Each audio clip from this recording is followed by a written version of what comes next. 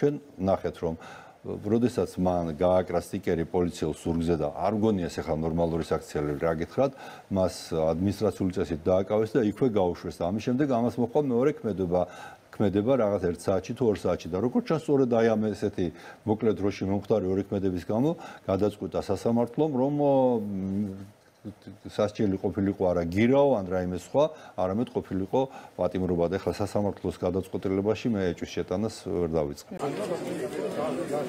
არ ხნა რა გოგო, არ ხნა რა. ზია ამაღლობელს აკავებენ, ზია ამაღლობელს ბათუმელების მენეჯერს აკავებენ, ზია ამაღლობელი დააკავეს. ზია ამაღლობელი დააკავეს ამ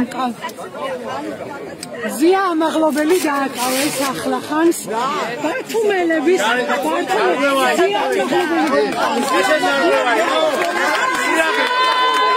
ეს არ